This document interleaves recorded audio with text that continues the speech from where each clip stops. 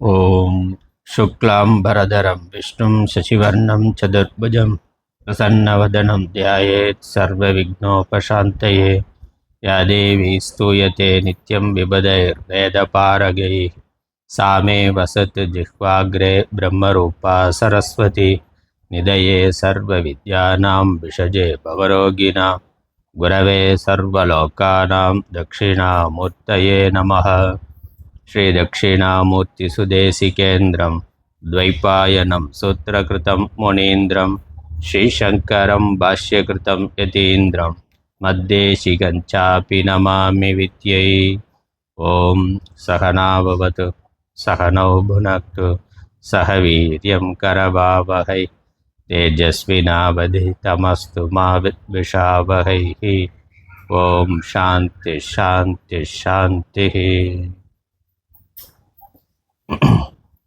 यं ब्रह्मा वरुणेन्द्ररुद्रमरुतः स्तुन्वन्ति दिव्यैः सवैः वेदैः साङ्कपदक्रमोपनिषदैः गायन्ति यं सामगाः ध्यानावस्थिततद्गतेन मनसा पश्यन्ति यं योगिनः यस्यान्तं विदुःसुरासुरगणाः देवाय तस्मै नमः।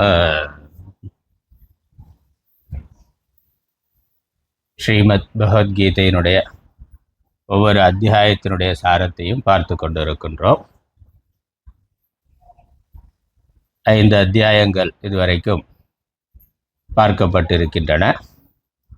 6வது அத்தியாயம், இதுவும் முக்கியமான ஒரு விஷயத்தை பற்றி பேசுகின்ற அத்தியாயம்.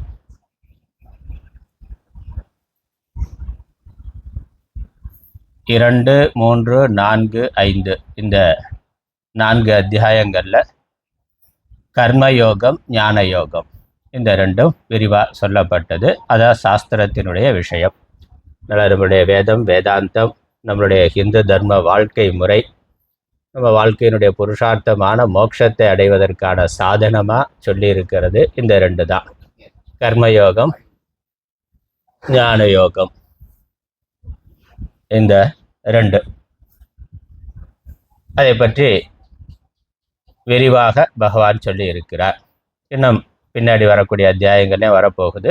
ஆனால் அதில் என்ன விஷயங்கள் இருக்கோ அது தெளிவாக இந்த 4 அத்தியாயங்களில் கர்மயோகம், ஞான யோகத்தை பற்றி சொல்லிட்டார். கர்மயோகத்தை, ஞான யோகத்தை பின்பற்றுகின்ற பொழுது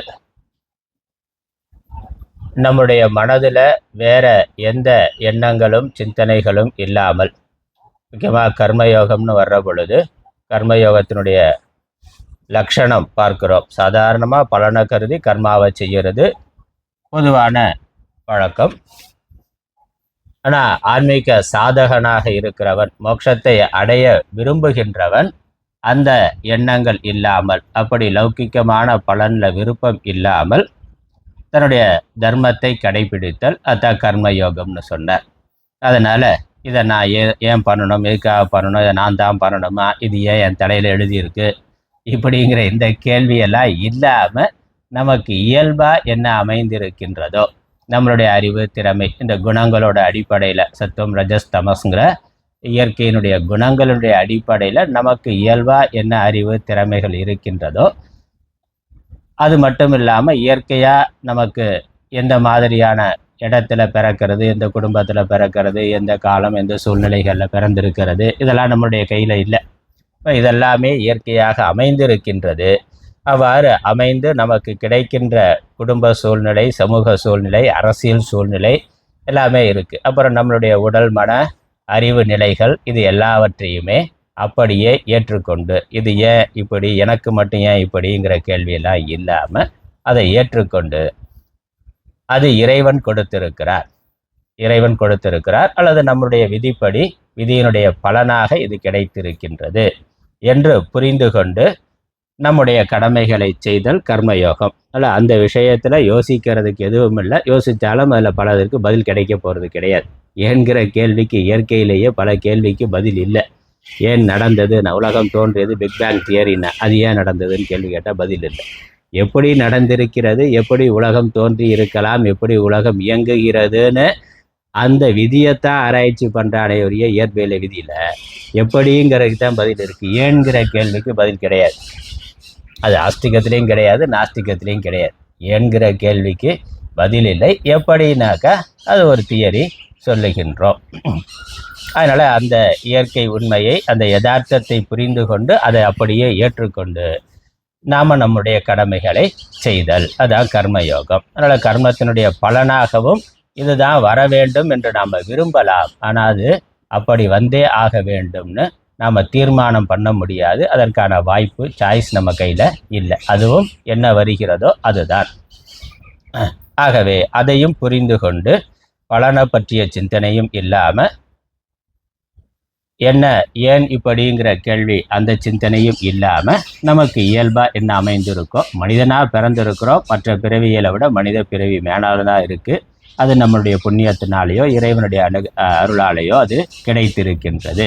இல்லை, அதற்கு மேலானது ஒன்றும் கிடையாது. பிறவிகளில் மனித பிறவி தான் மேலானதுன்னு இருக்குது. அப்படிப்பட்ட மனித பிறவி நமக்கு கிடைத்திருக்கின்றது. இதில் ஆணாக இருக்கோம், பெண்ணாக இருக்கிறோம், கலராக இருக்கும், கலர் கம்மியாக இருக்குது, நெட்டையாக இருக்கும், குட்டையாக இருக்கும், குண்டாக இருக்கும், ஒல்லியாக இருக்கிறோம், அல்லது இந்த ஜாதியில் இருக்கிறோம், இந்த ஜாதியில் இல்லை, மற்ற என்னெல்லாம் இருக்கோ அதெல்லாம் அப்புறம். இந்த மனித பிறவி கிடைத்திருக்குங்கிறதே ஒரு அரிதான ஒன்று. அதுக்கே நம்ம நிறைய புண்ணியம் பண்ணியிருக்கிறோம். பகவானுடைய அருள் இருக்கின்றது, நமக்கு அது கிடைத்திருக்கின்றது. அதனால் அப்படி கிடைத்திருக்கக்கூடிய இந்த பிறவியில், வாழ்க்கையில் நாம் எதை செய்கிறோமோ அதை விரும்பி மகிழ்ச்சியோடு சந்தோஷமாக செய்கிறது கர்மயோகம். அதனால் அதில் யோசிப்பதற்கு ஒன்றும் இல்லை. அதோட ஆத்ம ஞானமும், தத்துவ சாஸ்திரங்களை படித்து, பகவத்கீதை, உபனிஷத்து முதலான சாஸ்திரங்களை குரு மூலமாக படித்து ஆத்ம ஞானமும் அடைந்து ஒருவன் ஆத்ம ஞானத்தோடு இருக்கின்ற பொழுது இந்த ஏன் எதற்குங்கிற கேள்வி தானாக முக்கியத்துவம் இல்லாமல் போயிருக்கு. அந்த ஆத்ம ஞானம் இல்லாத பொழுது தான் அது முக்கியமுடைய கேள்வி ஆகுது. ஆத்மா பிறப்பு இல்லை, இறப்பு இல்லாதது, அது ஒன்றானது, பூர்ணமானது, அது ஈஸ்வரன் அப்படிங்கிற அந்த தெளிவு இருந்த அங்கே ஏற்றத்தாழ்வு எதுவும் கிடையாது. இந்த உடம்பு அளவில் தான் ஏற்றத்தாழ்வுகள் இருக்குது. உயர்ந்தது தாழ்ந்ததுங்கிற பேதம் இருக்குது, ஆண் பெண் பேதம் இருக்குது. ஆனால் ஆத்மாங்கிறதுல எவ்விதமான பேதமும் இல்லை. ஆகவே எனக்கு மட்டும் இப்படிங்கிற கேள்வி இல்லை. இருக்கிறது ஒன்றே ஒன்று தான், அது இறைவன். அதனால் அந்த ஞானத்தோட இந்த உலக விவகாரங்கள் எல்லாம் தற்காலிகமானது என்று புரிந்து கொண்டு நாம் நம்முடைய தர்மத்தை செய்கிறது என்பது ஞானயோகம், கர்மயோகம் இரண்டினுடைய சாரம். அப்போ இந்த ரெண்டும் வைத்து பார்க்கிற பொழுது நமக்கு யோசிக்கிறதுக்கு, சிந்திக்கிறதுக்கு அல்லது கவலைப்படுறதுக்கு விஷயமே இல்லை. அது இப்போ என்ன பண்ணுறதுன்னு எதுவுமே இல்லைன்னா யோசிக்கிறதுக்கு ஏன்னா கர்மயோகியாக இருக்கிறவனுக்கு யோசிக்கிறதுக்கு எதுவுமே கிடையாது. மட்டும் பண்ணி கொண்டு போக வேண்டியதான். அதற்கு மேலே பகவான் இருக்கிறார், பகவான் பார்த்து கொள்கிறார், அவ்வளோதான். அவர் கையில் நன்றே செய்வாய், பிழை செய்வாய், நானோ இதற்கு நாயகமேனா. சமர்ப்பணம் பண்ணியாச்சு, ஈஸ்வர அர்ப்பணம் அப்படின்னா, அல்லது சரணாகதி பரிபூர்ணமாக அடைந்து விட்டால்னா அதற்கு மேலே யோசிக்கிறதுக்கு வேலையே கிடையாது. அப்போ யோசிக்கிறதுக்கு வேலை இல்லைன்னா இந்த மனசை வச்சுட்டு சும்மா இருக்க முடியுமா? மனசு சும்மா இருக்குமா? இப்போ மனதுக்கு ஏதாவது ஒரு வேலையை கொடுக்கணும்ல. அதற்காக பகவான் என்ன சொல்கிறார்? அடுத்த அத்தியாயத்தை ஆரம்பிச்சிருக்கிறார், அடுத்த விஷயத்தை, அடுத்த டாப்பிக்கை ஆரம்பிச்சிருக்கிறார். இந்த மனசு சும்மா இருக்காது, அது குரங்கு. இங்கே அங்கே அப்படி இப்படின்னு எதையாவது, எவ்வளவுதான் ஞானம் இருந்தாலும் அது எதையாவது ஒன்று செய்து கொண்டு இருக்கும். அப்போ மனதை அந்த ஞானத்திலேயே நிறுத்துவதற்கான பயிற்சியை ஒருவன் செய்ய வேண்டும். அந்த பயிற்சிக்கு தியானம்னு பேர். அதனால் இந்த 6வது அத்தியாயம், அடுத்த அத்தியாயம் தியான யோகம். இது முக்கியமான ஒரு விஷயம் என்பது நமக்கு தெரியும். ஏன்னா ஆன்மீக சாதனையினாலே தியானம் தான்.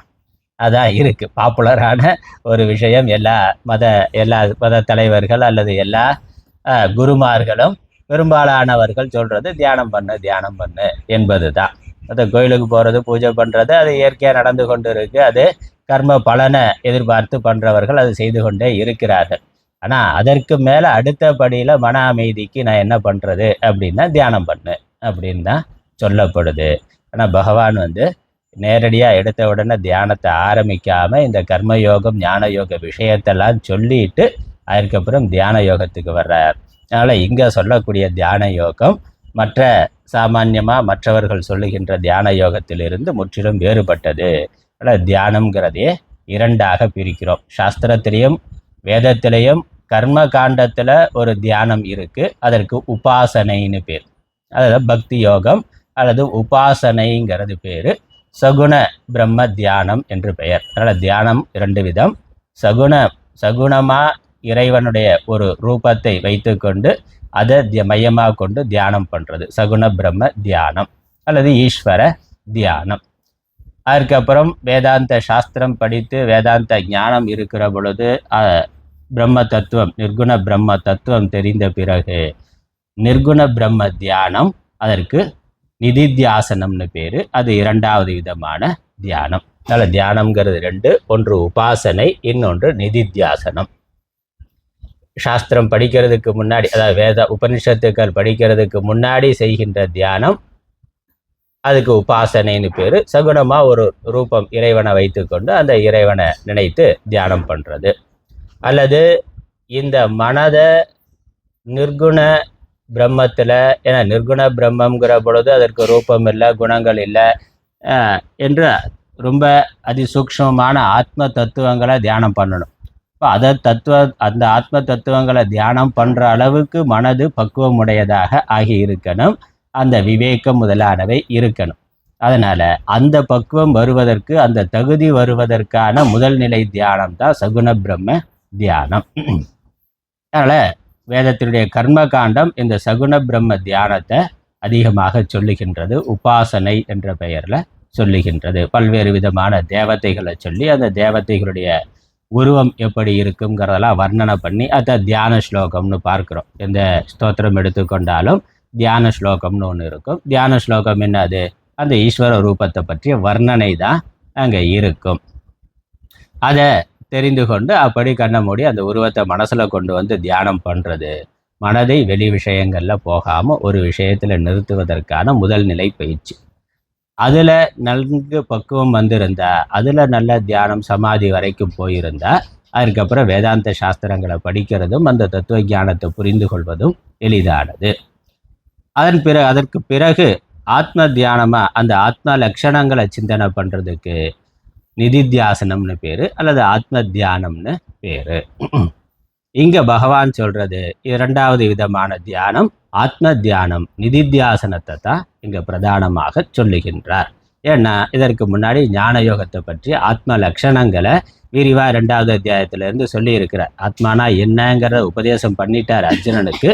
அதனால் அந்த ஆத்மாவை குறித்து, மனதை ஆத்மாவிலேயே சொரூபத்திலேயே நிறுத்துவதற்கு நாம் என்ன பயிற்சி பண்ணணும், எப்படி தியானம் பண்ணணும் என்பதைத்தான் இங்கே விரிவாக சொல்லுகின்றார். அதனால் இதுக்கு நிதித்தியாசனம்னு பேர் அல்லது ஆத்ம தியானம்னு பேர், தியான யோகம். அதனால் இந்த நம்ம நூல்களில் பார்த்தா பின்னாடி முடிகிற பொழுது ஆத்ம சம்யம யோகம் அப்படின்னு போட்டிருக்கோம். தியான யோகம்னு சொல்கிறோம். ஆத்ம சம்யம யோகம்னா ஆத்மாங்கிறது மனதை சொரூபத்தில் நிறுத்துவதற்கான அந்த விஷயங்களை சொல்கிற அத்தியாயம்ங்கிறதுனால ஆத்ம சம்யம யோகம்னு இந்த 6வது அத்தியாயத்துக்கு இன்னொரு பெயர் இருக்கின்றது. தியானம் என்ற அர்த்தம்தான். இந்த அடிப்படையில் நம்ம இந்த தியான யோகத்தை பார்க்க தொடங்குகின்றோம். தியானம்னா என்ன என்பதை பற்றி விரிவாக இந்த அத்தியாயத்தில் பேசப்பட்டிருக்கு. அதனால்தான் தியான யோகம்னு பேர். இந்த அளவுக்கு விரிவாக வேறு எங்கேயும் இல்லை. பதஞ்சலி யோக சூத்திரத்தில் சொல்லியிருக்கிற முறை அது ஒன்று.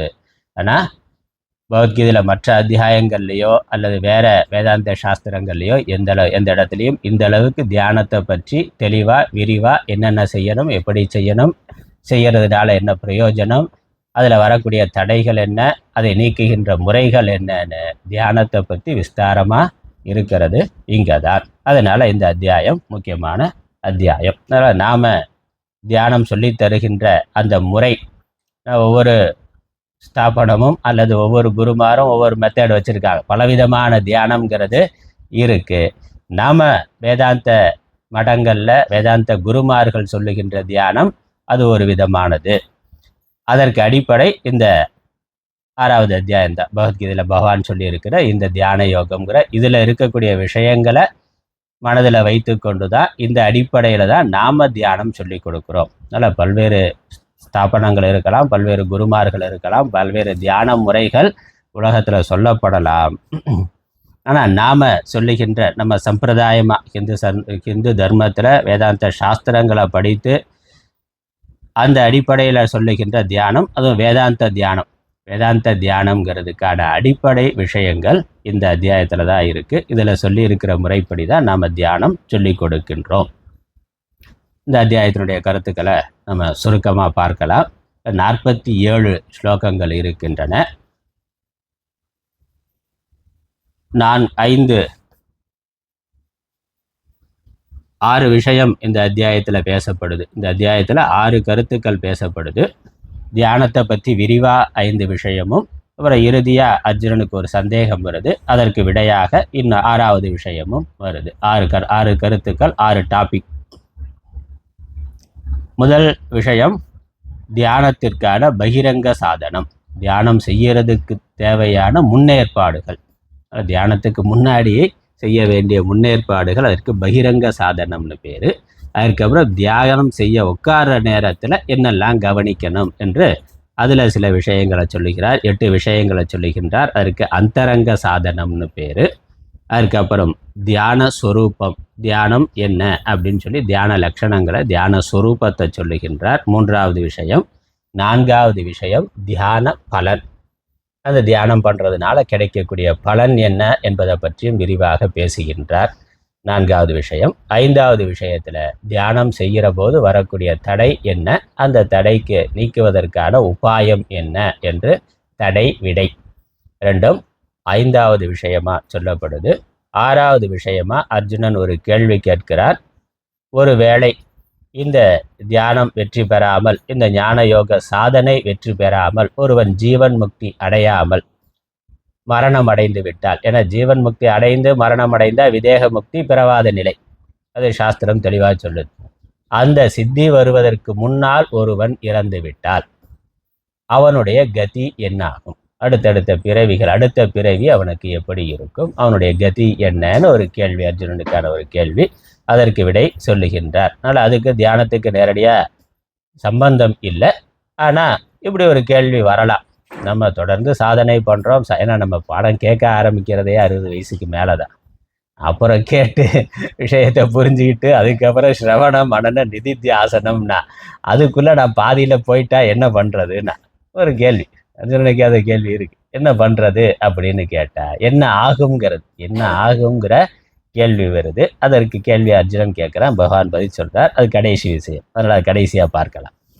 முதல் விஷயம் பகிரங்க சாதனம். பகிரங்க சாதனம்னா தியானம் செய்வதற்கு முன்னாடி நாம் செய்து கொள்ள வேண்டிய பொது முன்னேற்பாடுகள். இதை முதல் 1லிருந்து 9வது ஸ்லோகம் வரைக்கும், அதுக்கப்புறம் 16, 17 இந்த ஸ்லோகங்களில் பகிரங்க சாதனம்ங்கிற விஷயமானது சொல்லப்படுகின்றது. பகிரங்க சாதனம்னாக்க ஒரு 15 நிமிடம் தியானம் பண்ணுறோம்னா அவ்வளோதான் பண்ண முடியும். 15 நிமிஷமோ அரை மணி நேரமோ தியானம் பண்ணுறோம். அது போக மிச்சம் இருக்கக்கூடிய 23.75 மணி நேரம் அல்லது 23.5 மணி நேரம் நாம் என்ன செய்யணும், எப்படி வைத்து கொள்ள வேண்டும். ஏன்னா அது சரியாக இருந்தால் தான் தியானம் வரும். அது சரியாக இல்லைன்னா அதில் பரபரப்பாக பலவிதமான காரியத்தை பண்ணால் தியானம் பண்ண உட்காந்தா தூக்கம் வரும் அல்லது அதிகமான குழப்பம் வரும். அதனால் அந்த அரை மணி நேரம் 1/4 மணி நேரம் தியானம் பண்ணுற பொழுது அந்த தியானம் சரியாக இருக்கணும். அப்படின்னா நம்மளுடைய முழு வாழ்க்கை முறையிலையும் நம்ம ஒரு ஒழுங்கை வைத்து கொள்ள வேண்டும். அதுக்கு பேர் தான் பகிரங்க சாதனம்னு பேர். அதுதான் இப்போ பிரச்சனை. இதெல்லாம் எதுவும் எந்த பேசிக் டிசிப்ளினும் இல்லாமல், பேசிக் டிசிப்ளினும் சொல்லாமல் எடுத்த உடனே தியானம் சொல்லி கொடுத்தா அது எந்த வேலையும் செய்யாது. அந்த நேரத்துக்கு ஒரு அமைதியாக இருக்கலாமே ஒழிய அது முழுமையான பயனை தருவதாக இருக்காது. அதனால் அதெல்லாம் கடைப்பிடிக்கணும். அதனால தான் நம்ம அதிகமாக தியானத்தை பற்றி பேசுறது இல்லை. இதெல்லாம் சொல்லிட்டு தான் நம்ம தியானமே சொல்ல ஆரம்பிப்போம். கர்மயோகம்லாம் செஞ்சுருந்தா தான் தியானமே வரும். ஆனால் பகிரங்க சாதனத்தில் 4 விஷயம், அதில் முதல் விஷயமா பகவான் சொல்கிறது கர்மயோகம் தான்.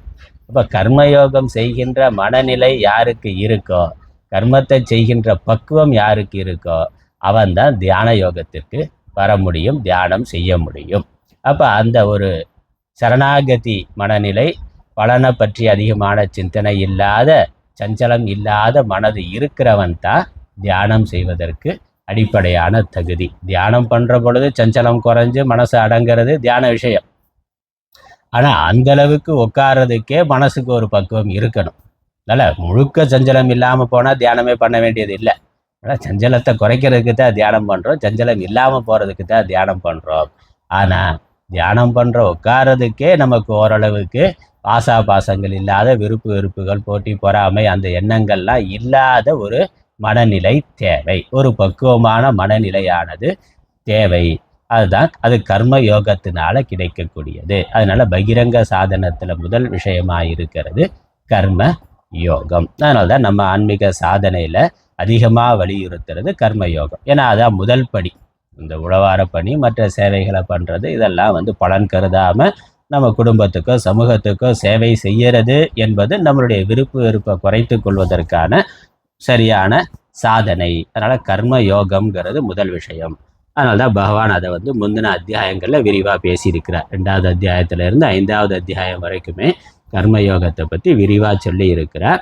அந்த கர்மயோக மனநிலை இருந்தால்தான், ஏன்னா சித்தியோ சமோ பூத்வா சமத்துவம் யோக உச்சியதேன்னு சொல்லியிருக்கிறார். அப்போ வெற்றி தோல்வி இதில் சமமான மனநிலை இருத்தல், அதனால் மனசு கலங்காமல் இருக்கிறது. எதிர்பார்க்கிறது நடந்தாலும் சரி நடக்கலைனாலும் சரி, அதனால் மனதில் கலக்கம் வராமல் இருக்கிறது என்பது தான் கர்மயோகத்தினுடைய பிரயோஜனம். இப்போ அந்த இருக்கணும். அதனால் நம்ம ஒரு திட்டம் போடுறோம், செய்கிறோம், அது நடக்கிறது நடக்காது நம்முடைய கையில் இல்லை, அது ஈஸ்வரனுடைய கையில் இருக்குது. நடந்தால் சந்தோஷம், நடக்கலைன்னா ரொம்ப சந்தோஷம் தான். கிடைத்தா சந்தோஷம், கிடைக்கலைன்னா ரொம்ப சந்தோஷம். லௌகிக்கமாக ஒரு கர்மா பண்ணுறோம், இல்லை ஒரு எதிர்பார்ப்பு இருக்குது, ஒரு வேலையை செய்கிறோம்னா அப்போ அதற்கான பலன் கிடைத்தா அதனுடைய நன்மையை அனுபவிக்கிறோம், அதில் ஒரு மகிழ்ச்சி சந்தோஷம் இருக்குது. அது கிடைக்காம போனால் என்ன ஆகும்? அங்கே தான் விவேக வைராக்கியம்ங்கிறது வரும். இந்த பழம் பிடிக்கும்னா, அந்த மாதிரி கிடைக்காம போகிற பொழுது எனக்கு அதே வேண்டாம்னா, அப்போ அந்த வைராக்கியமான மனநிலை தான் ஆன்மீகத்தில் நம்ம அடுத்த நிலைக்கு போகிறதுக்கு தேவை. அதனால் ஆன்மீகத்தில் நம்ம அதிகமாக உள்நோக்கி போகிறதுக்கு உலக விஷயத்தில் இருக்கக்கூடிய எதிர்பார்ப்பு குறையணும்னா, நம்ம எதிர்பார்க்கிற விஷயங்கள்லாம் நடந்து கொண்டு இருக்கிற வரைக்கும் எதிர்பார்ப்பு குறையாது, இன்னும் ஆசை அதிகமாக தான் ஆகும். ஒரு வெற்றி நான் சூதாட்டம் மாதிரி தான் போட்டு ஒரு லாபம் வந்ததுன்னா என்ன பண்ணுவான்? திரும்ப அந்த பணத்தை அதிலே தான் போடுவான், இன்னும் அதிகமாக. அப்போ ஆசை அதிகமாகிட்டே தான் போகுது வெற்றி வர வர. உலகத்தை நோக்கி போதல்ங்கிறது அதிகமாகும். இன்னும் நல்லா முயற்சி பண்ணும், இன்னும் நிறையா சம்பாதிப்பேன், இன்னும் நிறையா சாதிப்பேங்கிற எண்ணமானது உலகத்தை நோக்கியே மனசு போகும். அப்போ உள்முகமாக போக முடியாது. உள்முகமாக நாம் போகணும்னா அதற்கு உலகத்தின் மேலே இருக்கக்கூடிய பற்று குறையணும்னா தோல்வி வரணும், அடி வரணும். அடி வாங்கி உதவாங்கி மிதி வாங்கி சிக்கி சின்ன பின்னப்பட்டு அதானே. அதன் மூலமாக நமக்கு உலக விஷயங்களில் ஒரு பற்று ஆசையானது எதிர்பார்ப்பானது குறைகிறது, நம்ம செய்யறதை செய்து கொண்டு போகின்றோம். அந்த பக்குவம் அதுதான் வைராக்கியம். அதுதான் கர்மயோகத்துக்கு அடுத்து ஆன்மீகத்தோட அடுத்த நிலை. நம்ம ஞான யோகம் மற்ற உள்முகமாக போவதற்கு தேவையான தகுதியை உண்டு பண்ணி கொடுக்குது. அதனால் முயற்சி தோல்வி ஆகிறதுல, எதிர்பார்க்கறது கிடைக்காம போகிறதுல இருக்கக்கூடிய லாபம் அதிகமானது. கிடைக்கிறதுனால கிடைக்கக்கூடிய லாபத்தை விட கிடைக்காம போகிறதுனால கிடைக்கக்கூடிய லாபம் மனோரீதியாக அதிகமானது. நமக்கு அதிகமான தன்னம்பிக்கை, அதிகமான மனோபலம், அதிகமான சகிப்புத்தன்மை இதை அந்த தோல்வி கொடுக்கின்றது. அதனால தான் பகவான் நல்லவர்களுக்கு அல்லது பக்தர்களுக்கு, பக்திமான்களுக்கு அதிகமான சோதனையை வைக்கிறார். அதிகமான சோதனை அடியார்களுடைய வரலாறு பார்த்தாக்க அவ்வளவு டெஸ்ட் வச்சிருக்கிறாரு, அவ்வளவு சோதனை. மற்ற யாருக்கு அவ்வளோ வரலை. அவ்வளவு சோதனைகள் இருக்கிறதுக்கு காரணம் அவனுக்கு இந்த உலக விஷயத்தின் மேலே இருக்க பற்று குறையணும், ஈஸ்வரன் மேலே இருக்க பற்று அதிகமாக ஆக வேண்டும் என்பதற்காக. அந்த தகுதி, அந்த வைராக்கியம்ங்கிற தகுதியை உண்டு பண்ணுறதுக்கு தான் அவ்வளவு கஷ்டங்கள் சோதனைகளை கொடுக்கின்றார். அதனால் இப்படி கர்மயோகம் செய்து ஒருவன் ஒரு சமமான மனநிலை அடைகின்ற பொழுது அது தியான யோகத்திற்கு தகுதியுடையதாக ஆகின்றது. அதனால் அங்கே முதல் ஸ்லோகங்களில் பார்த்தாக்க பகவான் அது தெளிவாகவே சொல்கிறார்.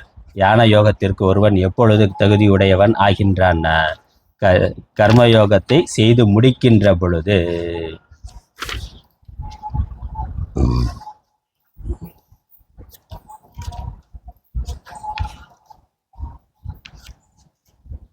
ஆருருக்ஷோர் முனேர் யோகம் கர்ம காரணம் உச்சியதே யோகாரூடஸ்ய தஸ்யைவ சமக்காரணம் உச்சியதேன்னு சொல்கிறார் 3வது ஸ்லோகத்தில். இந்த யோகத்தில் ஏற விரும்புகிறவனுக்கு, முதல்ல ஆன்மீக சாதனைக்கு வருகிறவன் ஞானத்தை மோட்சத்தை அடைய வேண்டும் என்று விரும்பி அந்த வாழ்க்கைக்கு வருகிறவனுக்கு முதல்ல கர்மயோகமானது சொல்லப்படுகின்றது. அப்புறம் அந்த கர்மயோகத்தை செய்து அவன் மன அமைதியை அடைகின்ற பொழுது அந்த கர்மயோகத்தை முடித்து கொண்டு தியான யோகத்துக்கு வருதல் என்பது சாதனையாக சொல்லப்படுகின்றது. அதனால் பகிரங்க சாதனையில முதல் விஷயம் கர்மயோகம். அதுக்கப்புறம் இரண்டாவது விஷயம் தன்னம்பிக்கை. தன்னம்பிக்கைங்கிறத சொல்றார். நம்முடைய தன்னம்பிக்கை, நம்மளுடைய சுய முயற்சி, நாம தான் நம்முடைய சாதனைகளை செய்ய வேண்டும். அது பகவான் கொடுப்பார், பகவான் பார்த்துக்கிறாருங்கிறது வாழ்க்கைக்கு தேவையான லௌகிக்க விஷயங்கள்ல. அதுலேயும் சரி நம்மளுடைய முயற்சிங்கிறது இருக்கு. எல்லாமே விதிங்கிறது இல்லை. விதிங்கிறது செய்து முடித்த கர்ம பலன் வர்றது தான் விதி. இப்போ செய்ய வேண்டிய செயல், செய்ய வேண்டியதுங்கிறது நம்முடைய முயற்சியில் இருக்கு. அது நம்முடைய தன்னம்பிக்கையில் இருக்கின்றது. அதனால் உன்னை நீயே உயர்த்திக்கொள், உன்னை நீயே தாழ்த்தி கொள்ளாதே என்று பகவான் அந்த கருத்தை சொல்லுகிறார். ஆனால் தன்னம்பிக்கைங்கிறத வலியுறுத்தி சொல்கிறார். நாம் நம்முடைய சாதனைகளை நல்ல விதமாக செய்ய வேண்டும், செய்ய முடியும், செய்வதற்கான தகுதி பக்குவம் நமக்கு இருக்கின்றது. பகவான் துணை இருக்கின்றார். நாம் நம்ம சைடில் செய்ய வேண்டியதை சரியாக செய்வோம். அதுக்கு விதியெல்லாம் ஒன்றும் காரணம் கிடையாது. அது நம்ம முயற்சியில் இருக்குது. அது லௌகிக்கமான வெற்றியாக இருக்கலாம் அல்லது ஆன்மீக சாதனையிலும் சரி, நாம் நம்முடைய முயற்சியை சரியான அளவில் செய்யணும். போதுமான அளவில் சரியான திசையில் தொடர்ச்சியாக செய்ய வேண்டும். அதுக்கான நம்பிக்கை நம்மிடத்தில் இருக்க வேண்டும். அதனால் அதை வலியுறுத்தி சொல்லுகின்றார். அதற்கு அடுத்த விஷயம், இது ரெண்டாவது விஷயம். அதனால் தன்னம்பிக்கைங்கிறது நம்மிடத்தில் நம்பிக்கை கொண்டு நம்மை நாமே வளர்த்து கொள்வதற்கு, அதாவது நம்முடைய வெற்றிக்கும் தோல்விக்கும் நாம் தான் பொறுப்பு, நாம் தான் காரணம். அது யாரோ கொடுக்கறதில்ல, அல்லது இறைவன் கொடுப்பது அல்ல, நாம் தான் காரணம், நம்மளுடைய முயற்சி தான் காரணம்ங்கிறத ஒருவன் புரிந்து கொண்டு சாதனைகளை செய்ய வேண்டும். அது தன்னம்பிக்கை. அதுக்கப்புறம் சுய கட்டுப்பாடுங்கிறது ரொம்ப முக்கியமானது. இந்த புலன் விஷயங்கள், உலக விஷயங்களில் மனது இந்திரியங்கள் போகாமல் கட்டுப்படுத்துறதுங்கிறது ரொம்ப முக்கியமானது. ஏன்னா மனதை உள்முகமாக திருப்பணும்னா அது வெளிமுகமாக போகாமல் இருக்கணும். இந்திரிய விஷயங்களில் ஏற்கனவே பல காலம் அனுபவித்து பழகுனதுனால இதை பார்க்கணும், அதை பார்க்கணும், இதை சாப்பிடணும் அப்படின்னு புற தூண்டுதல் இருக்கும். அதில் போக விடாமல் மனதை, உடம்பை கட்டுப்படுத்த வேண்டும். அப்போ தான் தியானத்தில் மனதை நிறுத்த முடியும். அதனால் சுய கட்டுப்பாடுங்கிறது ரொம்ப முக்கியம். இந்திரிய விஷயங்களின் பின்னாடி போகிறது நமக்கு நன்மை அல்ல, அதனால் துன்பம் தான் வரும். உலகத்தை நோக்கி போக போக நமக்கு துன்பம் தான் வருங்கிற அந்த தெளிவு, அந்த விவேகத்தினால செல்ஃப் கண்ட்ரோல்ங்கிறது இருக்கணும். சுய கட்டுப்பாடுங்கிறது நம்முடைய முயற்சியினால் அது நம்ம ஏற்படுத்தி கொள்ள வேண்டியது. அதையும் பகவான் வலியுறுத்தி சொல்லுகின்றார். யாருடைய உடலும் மனதும் அவர்களுடைய கட்டுப்பாட்டில் இருக்கிறதோ அவர்களுக்கு நண்பர்களாக இருக்கிறார்கள், இல்லைன்னா அவர்களே அவர்களுக்கு எதிரிகளாக இருக்கிறார்கள். ஏன்னா இந்த இந்திரியங்கள் தான் விஷயத்தை நோக்கி போய் அதன் மேல் அதீதமான ஆசையை, காமத்தை உண்டு பண்ணி பிறகு தவறு, தர்ம விரோதமான செயல்களை செய்ய தூண்டுகின்றது. அதனால் ஆசைதான் தப்பு பண்ணுறதுக்கு முக்கியமான காரணமாக இருக்கின்றது. அப்போ ஆசைக்கு பின்னாடி போகாமல் இருக்கிறதுங்கிறது நம்மளுடைய கட்டுப்பாடு, அது இருக்கணும். செல்ஃப் கண்ட்ரோல் அப்படிங்கிறது, செல்ஃப் கான்ஃபிடென்ஸ்னு இருக்கணும். அப்புறம் செல்ஃப் கண்ட்ரோல், தன்னம்பிக்கை, அப்புறம் சுய கட்டுப்பாடு, சுய முயற்சி, சுய கட்டுப்பாடுங்கிறது இந்த விஷயங்களை பகவான் பகிரங்க சாதனத்தில் சொல்கிறார். அதனால் இதெல்லாம் சரியாக இருக்கணும். அதுக்கப்புறம் 16, 17 இந்த 2 ஸ்லோகங்களில் இன்னொரு விஷயம் சொல்கிறார். யுக்தம், அதாவது எதை நம்ம செய்தாலும் அதை ஒரு மிதமான அளவில் செய்யணும். அதனால் இதெல்லாம் எதுவுமே வேண்டாம், எதையும் அனுபவிக்கவே கூடாது அப்படின்னு சாஸ்திரம் எங்கேயும் சொல்லலை. எதுவுமே அனுபவிக்க வேண்டாம்ங்கிற அளவுக்கு நமக்கு வைராக்கியம், ஆசை இல்லாமல் இருந்தாக்க, அல்லது மனது அடங்கி இருந்தால் ஞானி ஆகிட்டோம், யோகி ஆகிட்டோம். அதுக்கப்புறம் செய்யறதுக்கு ஒன்றும் இல்லை.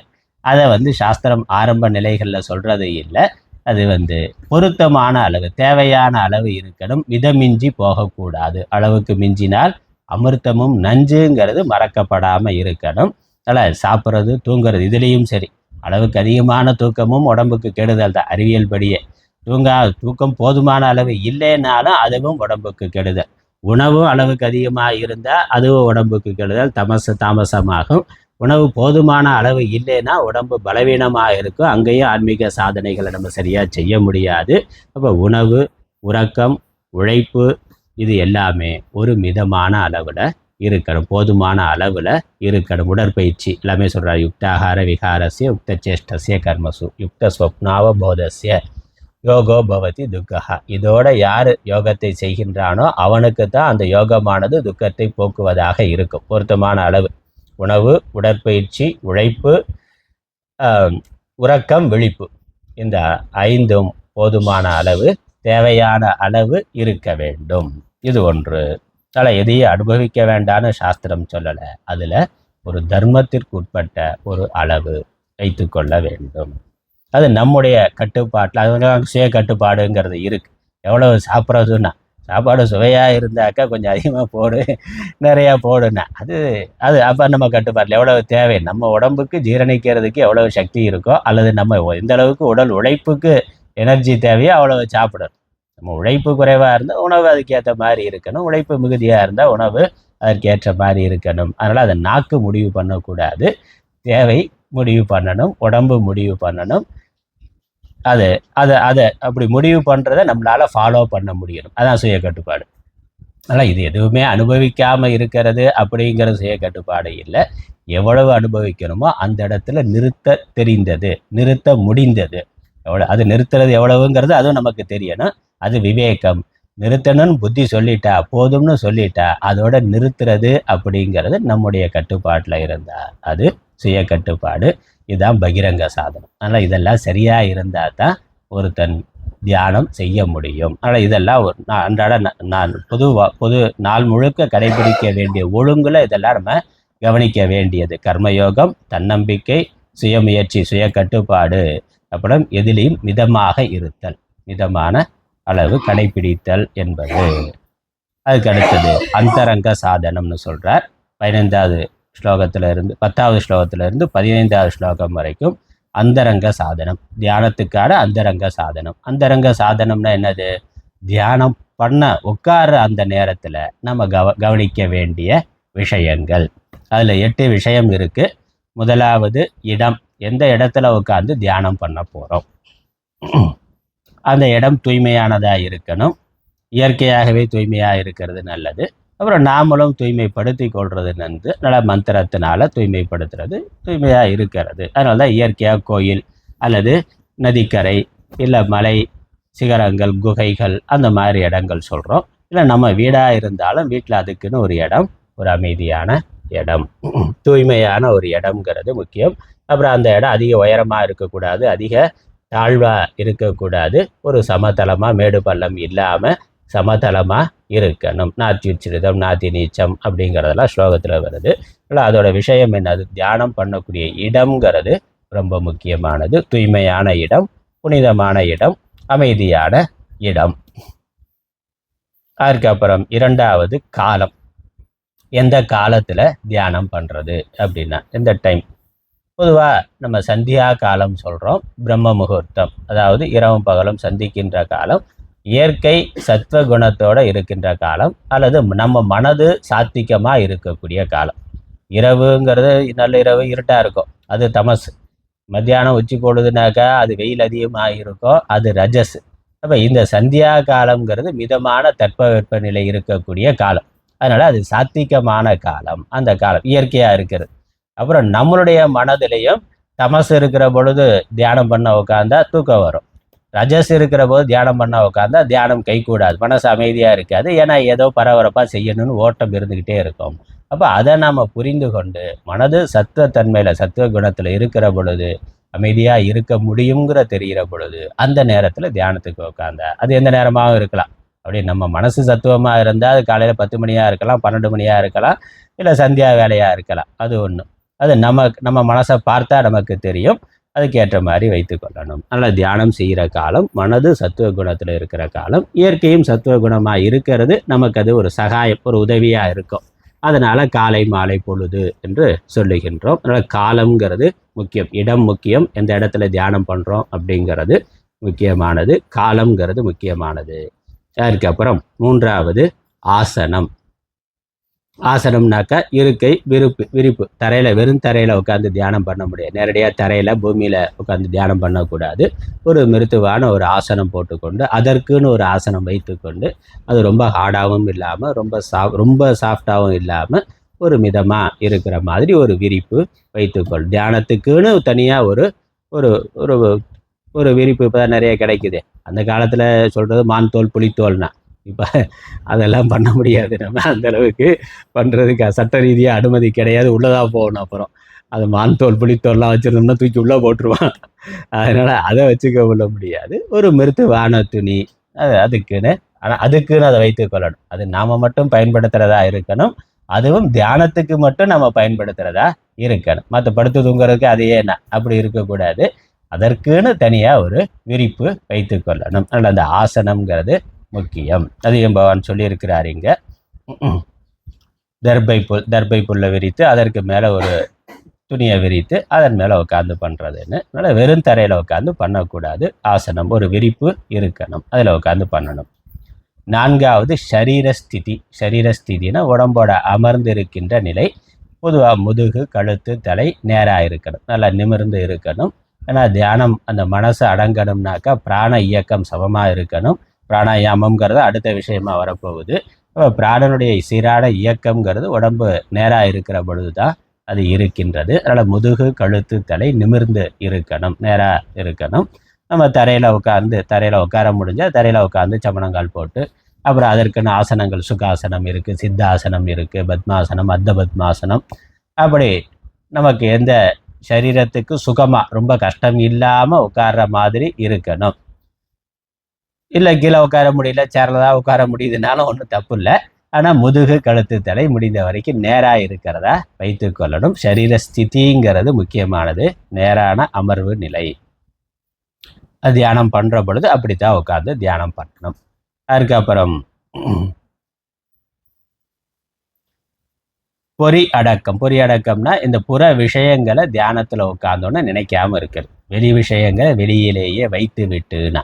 அதில் இது 5வது அத்தியாயத்தில் முடிவுலேயே தியான யோகத்தை பற்றி அறிமுகம் சொல்கிற பொழுதே பகவான் சொல்கிறார், வெளி விஷயங்களை வெளியேயே விட்டு அதை பற்றி சிந்தனை இல்லாமல், புற விஷயங்களை பற்றி சிந்தனை இல்லாமல் நமக்கு கட்டுப்பாடு இருக்கணும். நல்ல கண்ணுக்காது இந்த இந்திரியங்கள் கட்டுப்பட்டதாக இருக்க வேண்டும். அதனால் பகவான் அவருக்கு என்ன சொல்கிறாரு, இந்த மூக்கு நுனியை கவனித்தினா, புற விஷயங்களை அங்கங்கே எனக்கு கண்ணை திறந்துட்டு தியானம் பண்ணாக்க எல்லாம் தெரியும். இல்லை கண்ணையாவது மூடிக்கலாம், காது என்ன பண்ணுறது, அது அந்த நேரத்தில் எவனாவது ஏதாவது பாட்டு போடுவான், இல்லை அந்த நேரத்தில் ஏதாவது மசால் வடை வாசம் வரும். அதனால் இங்கேருந்தோ பக்கத்து வீட்டில் பண்ணுறான்னாக்க, வறுவல் பொரியல் பண்ணானாக்க கமன்னு வாசம் வந்தா கண்ணை மூடிக்கலாம், மூக்கை என்ன பண்ணுறது, காதை என்ன பண்ணுறது. அதனால் அது வந்தாலும் அதுக்கு பின்னாடி போயிடக்கூடாது மனசு. அதனால் அந்த புலனடக்கம்ங்கிறது அந்த நேரத்துக்கு இருக்கணும். அந்த நேரத்துக்காவது எப்பொழுதுமே இருக்கணுங்கிறத பகிரங்க சாதனத்தில் பார்த்தோம். அந்த ஒரு 15 நிமிஷம், அரை மணி நேரத்துக்கு அதை பற்றிய விஷயங்களை பற்றிய சிந்தனை இல்லாமல் இருக்கணும். அதனால் இந்திரிய நிகிரகம்ங்கிறது அடுத்த விஷயம். அதே மாதிரி மனோ நிகிரகம்ங்கிறதும் இருக்குது. வெளியே இருந்து விஷய தூண்டுதல் இல்லைன்னாலும் மனசு சும்மா இருக்காது, அது உள்ளே இருந்து வெளியே போகிறது அப்படிங்கிறது இருக்கும். அதனால் அந்த மனதையும் விஷய சிந்தனைகளை அந்த கொஞ்ச நேரத்துக்கு விட்டுட்டு, எந்த விதமான உலக விஷயங்கள், விவகாரங்கள், வேற என்ன பிரச்சனைகள் இருக்கோ எல்லாத்தையும் மறந்துட்டு, அந்த நேரத்துலையாவது சன்னியாசியாக இருந்துட்டு வேற என்ன எல்லாத்தையும் மறந்துட்டு அமைதியாக இருக்கலாம். ஏன்னா தூக்கத்தில் அப்படித்தானே இருக்கிறோம். என்னதான் விவகாரங்கள் இருந்தாலும் தூக்கத்துக்கு போயிட்டாக்கா எந்த உறவுகளை பற்றியோ பிரச்சனைகளை பற்றியோ எந்த நினைவும் இல்லை. ஒரு 5 மணி நேரம் 6 மணி நேரம் நம்மளால் கவலை இல்லாமல் தூங்குறோம் அப்படின்னா அதனால் என்ன மாறிடுச்சு, ஒன்றும் மாறலை. அது அப்படித்தான் இருக்குது. அதனால் நம்ம அதை நினச்சிக்கிட்டே இருந்து தான் சரி பண்ணணுங்கிறது இல்லை. அது அதன் போக்கில் அது போகிறது. அது எப்படி இருக்கோ அது அப்படி இருக்குது. நம்ம அதை நினச்சிக்கிட்டே இருந்தால் தான் அப்படிங்கிறது இல்லை. எப்படி தூக்கத்தில் 7-8 மணி நேரம் அமைதியாக அதை பற்றி நினைவு இல்லாமல் ஆனந்தமாக இருக்கிறோமோ, இந்த தியானத்தில் இருக்கிற 15-20 நிமிஷத்துக்கு, அரை மணி நேரத்துக்கு இதெல்லாம் மறந்து விட்டு இருக்க வேண்டும். அதை பற்றிய விஷய சிந்தனைக்கு மனசு போக விடக்கூடாது. அதனால் மன அடக்கம்னு பேர். அந்த மன அடக்கத்துக்கு இன்னொரு உதவி பண்ணக்கூடியது பிராணன். அதனால் பிராண சம்யமம் அப்படிங்கிறதும் இருக்குது. மனோ நிகிரகம், அதனால் இந்திரிய நிகிரகம், மனோ நிகிரகம், அப்புறம் பிராண சம்யமம், பிராணனை சமநிலையில் வைத்து கொள்ளுதல். பிராண சமநிலையில் வைத்துக்கொள்கிற பிராணாயாமம் கிடையாது. பிராணாயாமம் நம்ம யோகாசனம் அது பண்ணுற நேரத்தில் பண்ணலாம். இங்கே பிராணனை ரொம்ப இயல்பாக இருக்கணும். பிராணன் இயல்பாக போய் கொண்டு இருக்கிறது.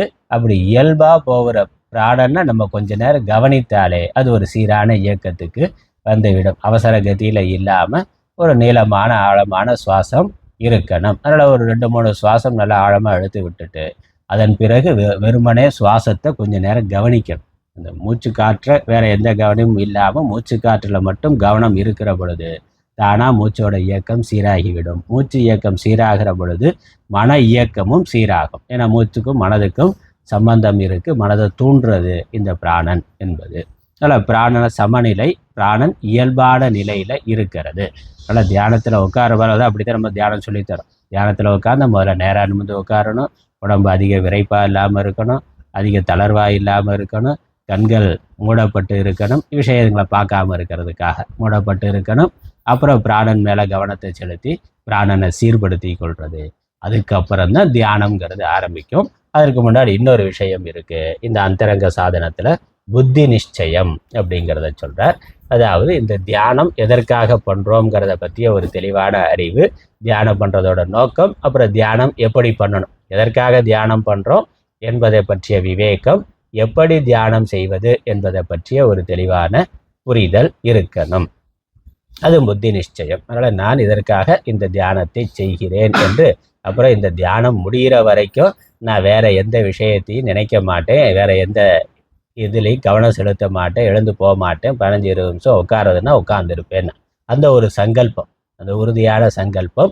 அப்புறம் தியானம் பண்ணுற பொழுது மனசு அப்பப்போ வெளியே போகும். அப்படி வெளியே போனாலும் திரும்ப நான் தியானத்துக்கு கொண்டு வருவேன்னு ஆரம்பிக்கிற பொழுதே, தியானம் பண்ண ஆரம்பிக்கிற பொழுதே அதை ஒரு சங்கல்பமாக ஒரு உறுதியாக வைத்து கொண்ட வெளியே போகிற பொழுது நமக்கு அது நினைவு வரும். ஆகா, நம்ம என்ன செய்ய ஆரம்பித்தோம், எங்கே போகுது அப்படின்னு சொல்லி நினைவுபடுத்தி மனசே அந்த அலர்ட் கொடுக்கும். இப்போ புத்தியில் அந்த சங்கல்பம் இருந்தால், அந்த நிச்சயம் இருந்தாக்க அதுவே எச்சரிக்கைப்படுத்தும். நீ என்ன செய்ய நினச்ச, என்ன பண்ணிக்கிட்டு இருக்கிற அப்படின்னு எண்ணம் வரும். அப்போ வெளியே போன மனசை திரும்ப உள்ளே கொண்டு வர முடியும். அதனால் தியானம் பண்ணுற பொழுது மனசு வெளியே போகிறது இயல்பு. ஏன்னா அது வெளியே போகாமல் இருந்தால் தியானம் பண்ண வேண்டிய அவசியமே இல்லை, நம்ம சமாதிக்கு போயிட்டோன்னு அர்த்தம். அப்போ அது வெளியே போகிற மனசை நிறுத்துறதுக்கு தான் தியானம் பண்ணுறோம். அதனால் அது அப்பப்போ வெளியே போகும். ஆனால் வெளியே போகின்ற பொழுது போனதை அப்படியே விட்டுட்டு பின்னாடியே நம்ம போயிடாமல் இழுத்து கொண்டு வந்து நிறுத்தணும். அப்போ அந்த நிறுத்துறதுக்கு என்ன வழி? அதுவும் மனசு தான் சாதனம். அதனால் மனதை கொண்டு தான் மனதை கட்டுப்படுத்த முடியும். ஆனால் இந்த புத்தி நிச்சயங்கிறது மனது ஒரு பகுதி வெளியே போகிற பொழுது இன்னொரு பகுதி அதை எச்சரிக்கைப்படுத்தி திரும்ப உள்ளே கொண்டு வரணும். நல்ல தியானம் ஆரம்பிக்கிற பொழுது இந்த சங்கல்பம் நம்ம பண்ணிக்கொள்ளணும். இந்த தியானம் முடிகிற வரைக்கும் நான் ஒரே விஷயத்தை நினைத்து கொண்டிருப்பேன் என்பது.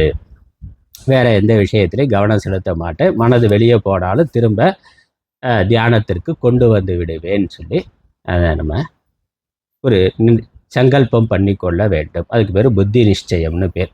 இல்லை, தியானம் எதற்காக பண்ணுகிறோம், எப்படி பண்ண வேண்டும் என்பதில் தெளிவு இருக்கிறது புத்தி நிச்சயம்.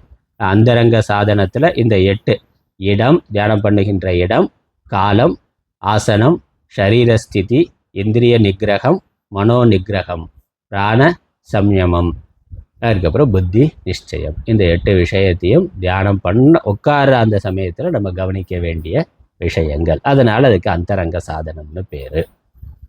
அதுக்கப்புறம் தியான சொரூபம் சொல்கிறார். தியானம் எப்படி அப்படிங்கிறத பற்றி விரிவாக சொல்கிறார். 18வது ஸ்லோகத்திலிருந்து 32வது ஸ்லோகம் வரைக்கும் தியான சொரூபம் மற்றும் தியான பலன், தியானம்னா என்ன, எப்படி பண்ணுறது அப்படிங்கிற விளக்கம் இருக்குது. அதுக்கப்புறம் அப்படி தியானம் பண்ணுறதுனால கிடைக்கக்கூடிய பலன் என்ன என்பதை பற்றியும் இருக்குது. இங்கே நமக்கு தியான விஷயம் அப்படிங்கிற பொழுது சாதாரணமாக 2 விஷயம். ஒன்று சகுணம், நிர்குணம். சகுணங்கிற பொழுது இந்த அந்தரங்க சாதனம் பகிரங்க சாதனம் எல்லாத்துக்கும் பொதுவானது தான்.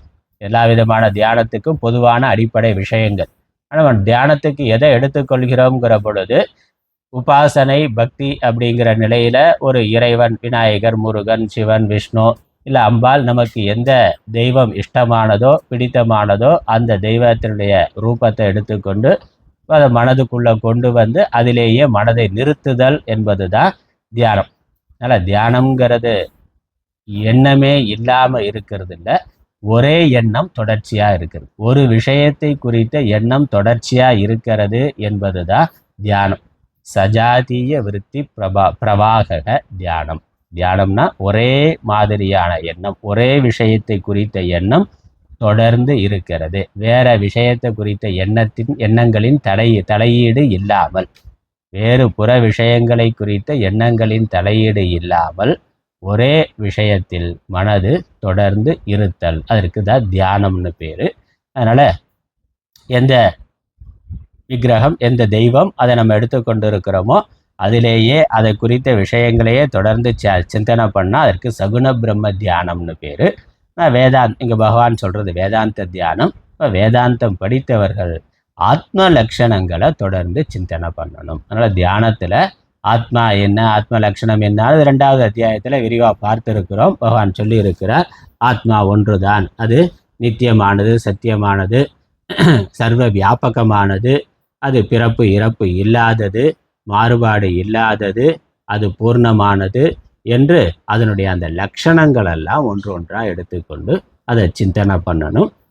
அப்படி சிந்தனை பண்ணுறதுக்குன்னே பலவிதமான ஸ்தோத்திரங்கள் எல்லாம் பெரியவர்கள் செய்திருக்கிறார்கள். அதை மனப்பாடமாக வச்சுருந்தா அப்படியே பண்ணலாம். அதுதான் நம்ம ஞாயிற்றுக்கிழமையில சாயந்தரத்தில் அதிஷ்டானத்தில் பாராயணம் பண்ணுறதுக்குன்னு வச்சுருக்குறோம். ஆத்ம தியானம் அப்படின்னு ஒரு அதில் இந்த தியானம், இந்த மாதிரி நிதித்தியாசன பரமான ஸ்தோத்திரங்களாக தொகுத்து தான் ஆத்ம தியானம்னு அதை பாராயணம் பண்ணி கொண்டு இருக்கிறோம்.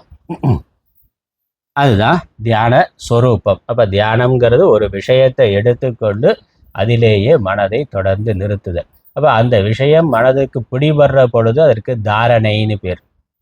அப்புறம் அது தொடர்ந்து அதிலேயே மனது இருந்தால் தியானம்னு பேர். நல்ல அஷ்டாங்க யோகத்தில் தாரணை, தியானம், சமாதின்னு இருக்கும். கடைசி 3 நிலைகள் 5, 6, 7, 8 என்னது? தாரணை, தியானம், சமாதி.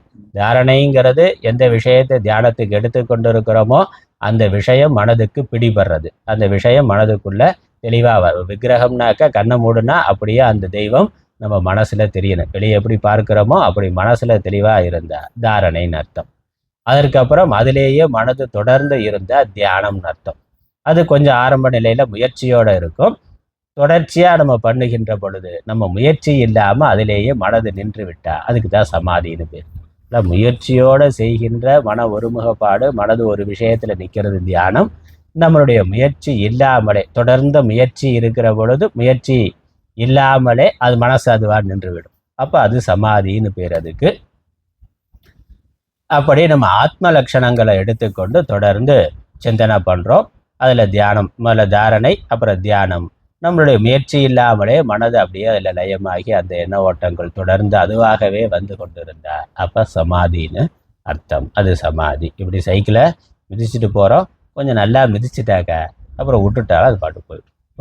கொஞ்சம் தூரத்துக்கு நம்ம ஏற்கனவே மிதித்த வேகத்துக்கு அது மிதிக்காமலே போய் கொண்டு இருக்கும். பறவைகள் பறக்கிற பொழுதே பார்க்குறோம்ல, அது முயற்சியோடு பறக்குது, அப்புறம் அப்படியே மெதுவாக மிதக்கிற மாதிரி இருக்குது. அந்த மாதிரி தொடர்ந்து நம்ம முயற்சியோடு பண்ணுற பொழுது ஒரு குறிப்பிட்ட நிலையில் முயற்சி இல்லாமலே அது தொடர்ந்து போகும். அப்படி இருக்கிற நிலைக்கு தான் சமாதின்னு பேர். அப்போ நமக்கு நான் தியானம் பண்ணி கொண்டு இருக்கிறேன் அப்படிங்கிற எண்ணமும் இல்லாமல், அந்த தியான விஷயம் அப்படிங்கிறதும் இல்லாமல் மனது ஒன்றாக இருக்கும். நான் தியான விஷயம் அல்லது அந்த கடவுள் அல்லது ஆத்மாங்கிற பேதம் இல்லாமல் மனது ஆத்மாவாகவே அந்த ஆத்மஸ்வரூபத்திலேயே ஒன்றுபட்டதாக இருக்கும். இல்லை, சகுணமான தியானம்னா அந்த ஈஸ்வர ரூபத்திலேயே ஒன்றுபட்டதா அது இருக்கும். அப்போதான் தியானம் சித்தி ஆயிருச்சுன்னு அர்த்தம். அதுக்கு சமாதின்னு பேரு. இது தியான ஸ்வரூபம். இதற்கு பகவான் உதாரணம் சொல்றார். காற்றில்லாத இடத்துல எரிகின்ற தீபம் போல. காற்று இல்லாத இடம்னா காற்று இல்லாத இடம் இல்லை, அலைக்கழிக்கிற காற்று இல்லாத இடத்தில். அப்போ ஒரு கூண்டுக்குள்ளே வச்சிருக்கிற பொழுது அது அமைதியாக சலனமே, எரியறதுங்கிறதே அது சலனம் எதுவும் இல்லாமல் அப்படியே இருக்கு. ஒரு சாலிடான பொருள் மாதிரி அந்த ரூபம் அப்படியே இருக்கு. அப்படி மனசு நின்னா அதான் தியானம், அதான் தியான ஸ்வரூபம். மனது அப்படி அந்த ஒரே விஷயத்தில் எவ்வித வேற்று எண்ணம் இல்லாமல், வேற சிந்தனைகள் எண்ணம் எதனுடைய குறுக்கீடும் இல்லாமல் மனசு ஒரே ஃப்ளோ, தைல தாரா போல அப்படின்னு இன்னொரு உதாரணம் சொல்லுவோம். எண்ணெயை ஊற்றுனா அது எப்படி அருந்து போகாமல் தொடர்ச்சியாக ஒரு நூல் மாதிரி இருக்கும். அதே மாதிரி அந்த தியான விஷயத்திலேயே ஒரே விஷயத்தில் மனது லயமாகி இருந்தால் அதுக்கு பேர் தியானம்னு பேர். அதான் அதனுடைய சொரூபம். அப்போ நமக்கு தியானம் நல்லா அந்த நேரம் அதிகமாக அதிகமாக தியானம் நல்லா கைகூடுதுன்னு அர்த்தம். ரொம்ப நேரத்துக்கு அப்படியே இருக்க முடிந்தது அப்படின்னா தியானம் நல்லா வருதுன்னு அர்த்தம். அப்போ ஆரம்பத்தில் ஒரு சில வினாடிகள் இருக்கும், ஒரு சில நிமிடங்கள் இருக்கும். தொடர்ந்து பயிற்சி பண்ணுற பொழுது அதிகமான நேரத்துக்கு அது இருக்கும். அப்போ கிடைக்கக்கூடிய இன்பம் தான் பேரின்பமாக இருக்குது. மனசு சலனம் இல்லாமல் எந்த விஷயமும் இல்லாமல் அங்கே சொரூபமானது சொரூபானந்தமானது நன்கு வெளிப்படுகின்றது. எப்படி ஒரு சமமான நீர்நிலையில சூரியனுடைய பிரதிபிம்பம் தெள்ள தெளிவா சூரியனுடைய அல்லது சந்திரனுடைய அல்லது நம்முடைய பிரதிபிம்பமே தெள்ள தெளிவா தெரிகின்றதோ, எந்த சலனமும் இல்லாம தண்ணீர் இருக்கு, வேற எந்த கலங்கமும் இல்லாம, வேற எந்த அழுக்கும் இல்லாம, வேற காற்றுனால அலைக்கழிக்கப்படாம சலனம் இல்லாம இருக்கிற நீர்நிலையில அந்த பிரதிபிம்பம் எப்படி உள்ளவாறு தெரிகின்றதோ அதே மாதிரி நம்மளுடைய மனதுல நம்மளுடைய சொரூபமானது உள்ளவாறு விளங்கும். அந்த இடத்துல கிடைக்கக்கூடிய ஆனந்தத்தை தான் நம்ம பேரின்பம் ஆத்மானந்தம்னு சொல்லுகின்றோம். அது தியான சொரூபம். அதனால் இது படிப்படியாக வருகின்ற நிலை. அதனால் ஆரம்பத்தில் மனசு அதிகமாக வெளியே போகும். தொடர்ந்து பயிற்சி பண்ணுற பொழுது வெளியே போகின்ற எண்ணிக்கை குறையும். அதுக்கப்புறம் மனசு லயமாகிற பொழுது ஆரம்பத்தில் 1 நிமிஷம் 2 நிமிஷம் தான் லயமாகி இருக்கும். தொடர்ச்சியாக முயற்சி பண்ணுற பொழுது அந்த நேரம் அதிகமாக ஆகும். அதாவது தியானத்தில் இருக்கக்கூடிய ஒரு வளர்ச்சி நிலை.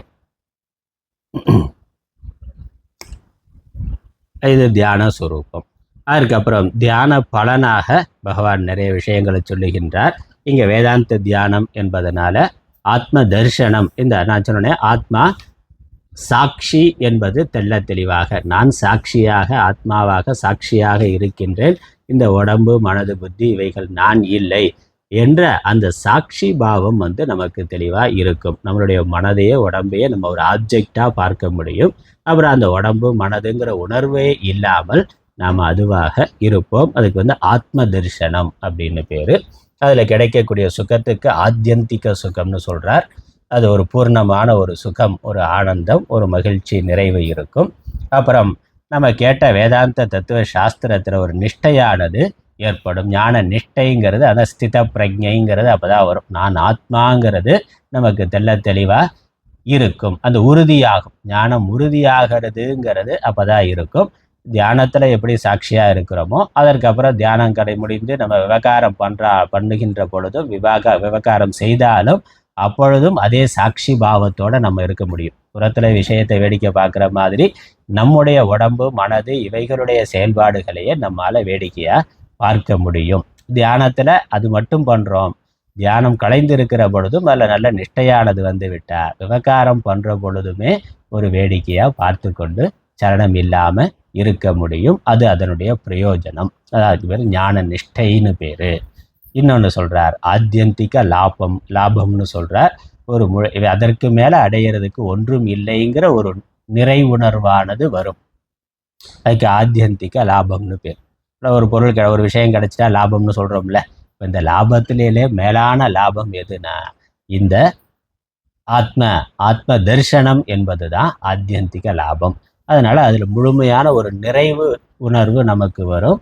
வேறு எந்த உலக விஷயத்தை பற்றி எதிர்பார்ப்பும் இல்லாத ஒரு நிலை, பக்குவ நிலையானது வரும். வேறு எதை பற்றிய கவலை இல்லாமல் எண்ணம் இல்லாமல் இருப்போம். இருந்தாலும் இல்லைன்னாலும் அது கவலை இல்லை, அவ்வளோதான். அதனால் அது கிடைத்தா தான் எனக்கு இன்பம்ங்கிறது இல்லாமல் ஒரு இன்பமானது எப்பொழுதுமே இருக்கும், ஒரு நிறைவுணர்வானது எப்பொழுதுமே இருக்கும். அது இந்த ஆத்ம தியானத்தினுடைய பிரயோஜனம். அப்புறம் ஆத்தியந்திக்க துக்க நிவர்த்தின்னு சொல்கிறார். அது வரைக்கும் இருந்த எல்லா விதமான துக்கங்களும் கவலைகளும் போய்விடும். ஏன்னா அதெல்லாம் சரீரம் சார்ந்தது, வாழ்க்கை நிலை சார்ந்தது, அதெல்லாம் தற்காலிகமானது, அதெல்லாம் உண்மை இல்லை, அதெல்லாம் என்னுடையது இல்லைங்கிறது நமக்கு தெரியும். அதை குறித்த மனசில் சலனம் இல்லாமல் போகிறதுனால துக்கம் என்பது இல்லை. விவகாரம் இருக்கும், விவகாரத்தில் அது எப்படி இருக்கோ இல்லையோ அது துக்கமாகிறதும் ஆகாததும் மனசை சார்ந்து இருக்குது. இப்போ மனது இந்த சொரூபத்தில் லயமாகி விட்டதுனால சொரூபானந்தத்தை அனுபவிக்கிறதுனால இந்த விஷயமெல்லாம் அதற்கு ஒரு விஷயமே கிடையாது என்று வந்துவிடும். அதனால் என்ன சொல்கிறார், துக்க சம்யோக வியோகம் அப்படிங்கிற ஒரு பிரயோகம் சொல்கிறார். துக்கத்திலிருந்து முற்றிலும் விடுதலை அப்படின்னா துக்கத்தினுடைய சேர்க்கையிலிருந்து மனது முற்றிலும் விடுதலை அடைந்து விடும். எந்த விதத்திலேயே அவருக்கு துக்கம் வராது, யாரும் துக்கப்படுத்த முடியாது. அதனால் அவரை தூக்கி ஜெயிலில் போட்டாலும் சரி, வேற என்ன பண்ணாலும் சரி, உடம்பத்தான் ஜெயிலில் போட முடியுமே இல்லையா, அவனுடைய மனசை கஷ்டப்படுத்த முடியாது, துக்கப்படுத்த முடியாது. துக்க சம்யோக வியோகம்ங்கிறது ஒரு பலன். அப்புறம் அதற்கு மேலே இன்னும் இதெல்லாம் சமாதி வர்ற பொழுது நமக்கு கிடைக்கின்ற ஒரு ஒரு பலன். இதனால என்னன்னா, இந்த சரீரம் நான்கிற எண்ணமானது, அந்த வாசனையானது முற்றிலும் நீங்கி விடுகிறது. தேக வாசனா நிவர்த்தி, வாசனாட்சயம்னு சொல்லப்படும். வாசனாட்சயம் அப்படின்னா இந்த சரீரம் நான்கிற எண்ணத்தோட பல காலம் நம்ம இருந்திருக்கிறோம். அந்த எண்ணமானது இந்த தத்துவ ஞானத்தினால சரீரம் நான் இல்லை, நான் ஆத்மாங்கிற புரிதல் இருக்கு. ஆனால் இந்த சரீரம் நான்கிற எண்ணம் பல காலம் இருந்தது, உள்ள வாசனையாக இருக்கும். அதனால் இந்த அகங்காரம் மமக்காரங்கள் எல்லாம் நம்மளுடைய ஆள் மனதில் வாசனையாக இருக்கும். எத்தனை வருஷம் சாஸ்திரம் கேட்டிருந்தாலும் திடீர்னு முளைக்கும். அப்போ பட்டு நான் எவ்வளோ பெரிய ஆளுன்னா, ஒருவேளை நான் சாஸ்திரம் 20 வருஷமாக கேட்டாள்னா அது ஒரு அகங்காரம். பல அகங்காரங்களில் நான் எத்தனை வருஷமாக பாடம் கேட்டு இருக்கேன் தெரியுமான்னா அது ஒரு அகங்காரமாக இருக்கும். அப்போ அதுவும் ஒரு அபிமானத்தினால வரக்கூடியது. அதெல்லாம் இந்த ஞான நிஷ்டை வர்ற பொழுது நீங்கிவிடும். அதனால் சரீரம் நான்கிற எண்ணம் ஆழ் மனதில் இருந்தே நீங்கிவிடும், வாசனையாக கூட இல்லாமல் போய்விடும். அதுக்கு அந்த நிலை தான் ஞான நிஷ்டை என்று சொல்லுகிறோம். அதனுடைய பிரயோஜனம் என்னன்னா, அதற்கு பிறகு நம்ம உலகத்தை பார்க்கின்ற பொழுது, உலக விவகாரங்களை செய்கின்ற பொழுது சமதர்சனம்ங்கிறது இருக்கும். உலகத்தில் விதமான விருப்பு வெறுப்பும் இல்லாமல் ராகத்வேஷத்திலிருந்து விடுதலை இருக்கும். அந்தந்த நேரத்தில் அந்தந்த இடத்துல என்ன காரியத்தை பண்ணணுமோ அதை செய்வோம். யார் மேலேயும், எந்த தனிப்பட்ட மனிதர் மேலேயோ, எந்த ஜீவன் மேலேயோ அல்லது சூழ்நிலை மேலேயோ விருப்பு வெறுப்பு என்பது இருக்காது.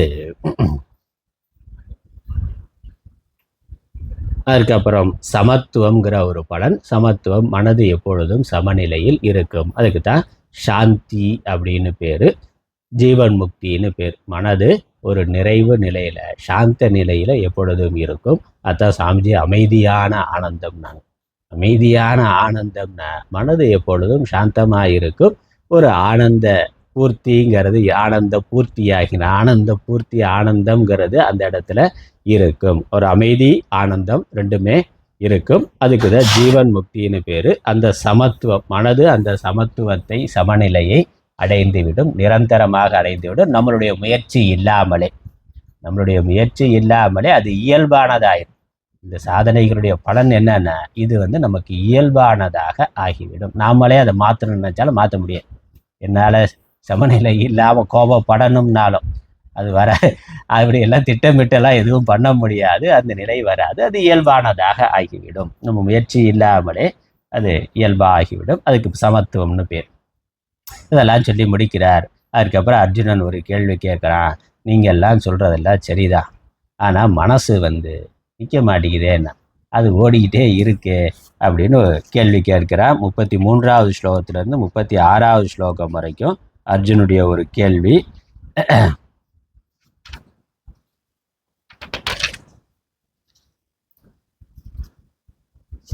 சஞ்சலம் ஹி மன கிருஷ்ண பிரமாதி பலவத்ரிடம் தஸ்யாகம் நிகிரகம் மன்யே வாயோரிவ சுதுஷ்கரம்னா, இந்த வாயுவை கட்டுப்படுத்துகிற மாதிரி, காற்று பிடிச்சி நிறுத்த முடியுமான்னா அந்த மாதிரி எப்படி அது முடியாதோ அதே மாதிரி இந்த மனசை நிறுத்துறது முடியும்னு தோணலை, முடியாதுன்னு தோணுதுன்னா அவ்வளவு கடினமானதாக தெரிகின்றது அப்படின்னு அர்ஜுனன் கேட்கிறார். அதற்கு பகவான் சொல்கிறார், ஆமாம் நீ சொல்கிறது சரிதான், ஆனால் அதை நிறுத்த முடியாதது என்பதல்ல, முடியும். அதற்கான உபாயம் என்று ரெண்டு உபாயம் சொல்கிறார். ஒன்று அபியாசம், இன்னொன்று வைராக்கியம். அபியாசம்ங்கிறது தொடர்ந்த பயிற்சி, தொடர்ந்த முயற்சியினால் அதை கட்டுப்படுத்த முடியும். கடினமான ஒன்று தான், அதை பகவான் ஏற்றுக்கொள்ளுகிறார். ஆனால் தொடர்ச்சியான பயிற்சியினால், இடைவிடாத தொடர்ச்சியான நீண்டகால பயிற்சியினால் அது சாத்தியம். ஒன்று அபியாசம் என்பது. அதுக்கப்புறம் வைராக்கியம் என்று இன்னொன்று. இந்த விஷயங்களில் இருக்கக்கூடிய பற்று எந்த அளவுக்கு குறையுதோ அந்த அளவுக்கு மனது அடங்கும். இந்த பற்று தான் நமக்கு சஞ்சலத்தை அதிகமாக குடிக்கிறது. அதனால் பற்று குறைகின்ற பொழுது, அதனால் விருப்பு வெறுப்புகள் குறைகின்ற பொழுது, நம்முடைய விருப்பு வெறுப்புகளை நம்மால் கையாள முடிகின்ற பொழுது இந்த மனது அடங்குதல் என்பது வரும். அதனால் அபியாசம் வைராக்கியம் ரெண்டு தான் சாதனம். அபியாசம் தொடர்ந்த பயிற்சி, வைராக்கியம்ங்கிறது விஷயங்களில் இருக்கக்கூடிய விருப்பு வெறுப்புகளை குறைத்து கொள்ளுதல், நீக்கிக் கொள்ளுதல். இறுதியா அர்ஜுனுடைய கேள்வி வருது 37வது ஸ்லோகத்திலிருந்து 39வது ஸ்லோகம் வரைக்கும். இதுக்கு யோக பிரஷ்டகதிகி அப்படின்னு பேர். ஞான இந்த கர்மயோகம், ஞான யோகம், மோட்சத்தை அடையணும் என்ற அந்த பரம புருஷார்த்தமான லட்சியத்தை வைத்துக்கொண்டு ஒரு சாதகன் முயற்சி பண்ணுறான். ஆனால் அதில் அவன் வெற்றி அடைவதற்கு முன்னால் மரணம் வந்துவிட்டால் அப்பொழுது அவனுடைய கதி என்னாகும் என்பது அதற்கு பகவான் சொல்லுகின்ற பதில். சரீரம் இருக்கிற பொழுது ஞானத்தை அடைஞ்சால் மோட்சங்கிற பிரயோஜனம் கிடைக்குது, விதேக முக்திங்கிறது வருது. ஜீவன் முக்தனாக இருக்கிறான், மரணம் அடைகிற பொழுது விதேக முக்தி, திரும்ப அவன் பிறவாத நிலையை அடைந்து விடுகிறான். அப்படி அது நடக்கவில்லை என்றால் அவன் அந்த சாதனையினுடைய பிரயோஜனமாக ஸ்வர்க்கத்தை, மரணத்திற்கு பிறகு ஸ்வர்க்கலோகத்தை அடைவான். அங்கே சில காலம் இருப்பான். அதன் பிறகு மீண்டும் மனித பிறவிக்கு வருவான். அடுத்த பிறவி மனித பிறவியாகவே இருக்கும். அப்படி மனித பிறவிக்கு வர்ற பொழுதும் ரெண்டு விதமான குடும்ப சூழ்நிலையில் அவன் பிறப்பான். ஒன்று ஆச்சாரம் உள்ள செல்வந்தர் குடும்பத்தில் பிறப்பார். ஆனால் பக்தி ஒழுக்கமுடைய நல்ல ஆச்சாரமான செல்வந்தர் குடும்பத்தில் பிறப்பார். அல்லது நல்ல ஞானியா யோகியா இருக்கக்கூடிய ஏழையினுடைய வீட்டில் பிறப்பார். அப்போ அங்கே அவர் தான் ஏற்கனவே விட்ட சாதனைகளை தொடர்ந்து செய்வதற்கான குடும்ப சூழ்நிலை இயற்கையாகவே அமையும். அதனால் எங்கே விட்டாரோ அதை அவர் ரொம்ப எளிதாக செய்து விரைவாக அந்த பிறவியில் நிஷ்டரா ஆவார், ஜீவன் முக்தனாக. அடுத்த பிறவியில், அந்த பிறவியில் இல்லைனாலும் அடுத்த பிறவியில் அவர் அடைவார். அதை அடைவதற்கான சூழ்நிலை அவருக்கு கிடைக்கும், இயல்பாகவே கிடைக்கும். அதனால் ஆச்சாரமுடைய செல்வந்தர் குடும்பத்தில் அல்லது யோகியினுடைய வீட்டில் அவர் பிறப்பார். அதான் கதி. சொர்க்கத்துக்கு போய் அங்கே கொஞ்ச நாள் இருந்துட்டு அதுக்கப்புறம் மீண்டும் மனித பிறவியிலையும் விட்ட சாதனையை தொடர்வதற்கான சூழ்நிலை இருக்கக்கூடிய அந்த சூழ்நிலை குடும்பத்தில் பிறப்பார் என்பது. அதுக்கப்புறம் கடைசியாக 46, 47வது ஸ்லோகத்தில் இந்த நிதித்தியாசன யோகி, இந்த வேதாந்த சாஸ்திரங்களை படித்து ஆத்ம தியானம் செய்கின்ற யோகி, இதில் பலவிதமான யோகிகளை சொல்கிறார். முதல்ல கர்ம யோகி, அப்புறம் உபாசனாங்கிற சகுண பிரம்ம தியானம் பண்ணுகின்ற யோகி, அதுக்கப்புறம் ஸ்ரவணம் தொடர்ந்து பண்ணி கொண்டு இருக்கிறவன் அவனு யோகி, அதுக்கப்புறம் மனன யோகி, இறுதியாக தியான யோகின்னு ஆத்ம தியான யோகி. இந்த யோகிகளில் ஆத்ம தியான யோகி அவன் தான் மேலானவன் என்று இந்த ஆத்ம தியானத்தை புகழ்ந்து பேசி அந்த தியானத்தை செய்பவனையும் புகழ்ந்து பேசி பகவான் இந்த அத்தியாயத்தை நிறைவு செய்கின்றார். தியானத்தை பற்றி முழுமையான விஷயங்கள், பகிரங்க சாதனம், அந்தரங்க சாதனம், அதுக்கப்புறம் தியான ஸ்வரூபம், தியான பலன், அதில் வரக்கூடிய தடையை நிவர்த்தி பண்ணுறதற்கான உபாயம் என்ன, இதெல்லாம் இந்த அத்தியாயத்தில் விரிவாக சொல்லப்பட்டிருக்கின்றது. நாமும் இந்த அளவில் இந்த அத்தியாயத்தினுடைய சாரத்தை நிறைவு செய்கின்றோம். ஓம் பிரபன்ன பாரிஜாத்தாய தோத்திரவேத்ரைக்கபாணயே ஞானமுத்ராய கிருஷ்ணாய கீதாமிருததுகே நமः. ஓம் ஈஸ்வரோ குருராத்மேதி முத்திபேத விபாகினே வ்யோமவத்யாப்ததேகாய தட்சிணாமூர்த்தயே நமः. ஓம் பூர்ணமத பூர்ணமிதம் பூர்ணாத் பூர்ணமுதச்யதே பூர்ணஸ்ய பூர்ணமாதாய பூர்ணமேவாவசிஷ்யதே. ஓம் சாந்தி சாந்தி சாந்தி. ஹரி ஓம்.